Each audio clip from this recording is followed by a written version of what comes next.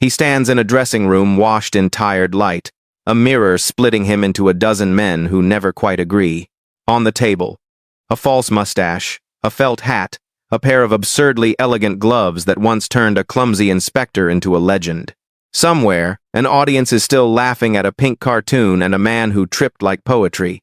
But here, between heartbeat and silence, the funniest man alive rehearses the one role he never learned: himself. Every time he borrowed a new voice, the old one faded. Every time applause arrived like thunder, the quiet afterward felt heavier, like rain that would not end. The world called him a genius of disguises. He called it survival. In the mirror, the faces cue up soldier, doctor, fool, and the real one lingers at the back. Late, uncertain, almost forgotten. He adjusts the light, but the shadow does not move. The door to the stage is open. The door back to himself is not. For a time, Peter Sellers seemed untouchable, the man who could become anyone. From the Goon Show's radio chaos to Stanley Kubrick's Dr. Strangelove, he transformed, split, and multiplied himself across the screen. In the Pink Panther, he gave birth to the immortal Inspector Clouseau. Foolish, charming, unstoppable, a comic invention so precise that it felt effortless. But behind that precision lived a man terrified of stillness. He wasn't just an actor. He was a mirror that never reflected the same face twice. Directors called him unpredictable, magnetic, even possessed. Critics worshipped his range, colleagues feared his moods. To audiences, he was laughter. To himself, he was noise, the constant hum of invention drowning out a silence too vast to face. Sellers lived for transformation because reality felt unbearable. Off-screen, the laughter stopped. He wandered between marriages, between accents, between selves, a man addicted to becoming. "I have no personality," he once confessed. "I exist only in the characters I play." And perhaps that was the tragedy. The world cheered for his masks but never noticed the man who vanished behind them. So let's step beyond the stage lights, where applause turns into echo, and follow the voice that made the world laugh but couldn't find its own. He was born Richard Henry Sellers in 1925 into a family that lived from performance to performance. His parents were vaudeville entertainers traveling faces on temporary stages. From them, Peter inherited not only a stage name, but a lifelong understanding. Applause was love, and silence was death. As a child, he wandered behind curtains, watching lights rise and fall, learning that a smile could fill an empty room faster than truth ever could. When World War II arrived, he joined the RAF entertainment unit, not as a soldier, but as a man armed with mimicry. He could be anyone, an officer, a general, a fool, and the laughter he created became a kind of shield. After the war, he brought those voices to the BBC's The Goon Show, where he and his co-conspirators reinvented British comedy. He could change tone, age, and accent within a single breath. It wasn't acting. It was possession. Audiences heard brilliance. Producers heard money. But somewhere within that noise, Peter Sellers heard only fragments of himself, each one fading a little faster than the last. The boy who had once watched his parents from the wings was now the star under the light. Yet the applause that filled theaters left a different kind of silence inside him, one that even laughter couldn't reach. The 1,950 seconds turned into a decade of transformation and torment. Sellers' face became familiar to millions, but to him it was just another mask to manage. He moved from "I'm all right, Jack" to Lolita, from the clownish to the cruel, mastering contradiction so completely that it began to define him. On set, he was professional until he wasn't. One moment radiant, another withdrawn, he carried the energy of 10 men but the peace of none. His first marriage faltered under the weight of his volatility. He could not separate himself from his roles. He acted through arguments, through affection, through silence. He lived in a kind of emotional costume, one friend recalled. To love Peter Sellers was to compete with every character he had ever played. The world demanded humor, but comedy was a wound disguised as performance. Each time he made people laugh, he hit a little deeper. Fame magnified every crack, the anxiety, the obsession, the relentless need to be adored. By the time The Pink Panther was released, the whole world knew Clouseau. But only a few realized that Sellers, somewhere behind those foolish eyes and pratfalls, had begun to lose his own reflection. The mirror of fame was no longer a reflection, it was a labyrinth. Success, for Sellers, was never safety.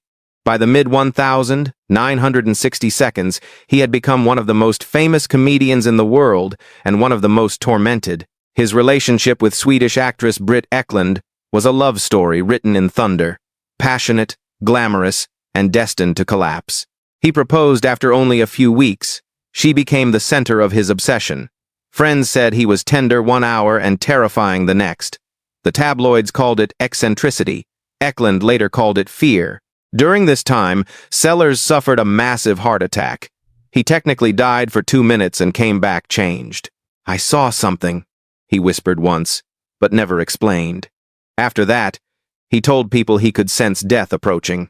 The painkillers, the insomnia, the paranoia, all became part of a man who no longer trusted the mirror. On film sets, his brilliance turned volatile.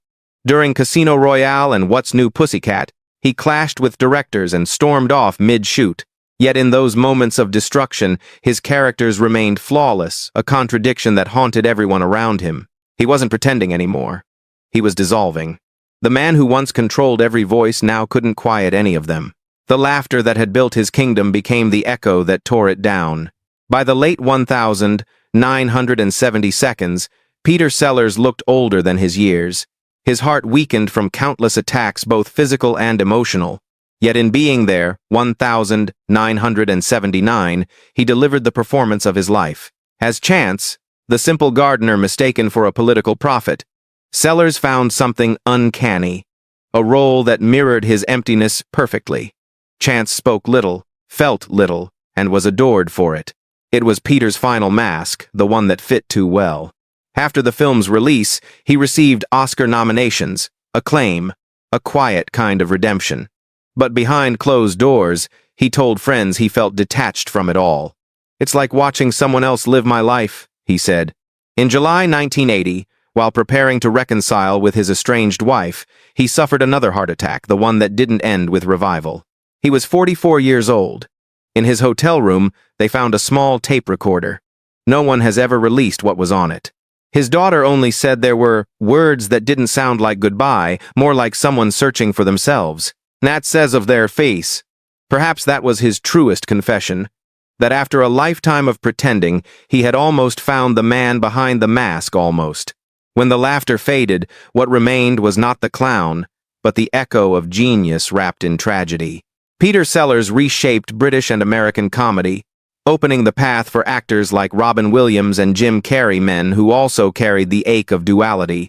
Joy in public, silence in private. Directors still speak of his unpredictability with awe and unease.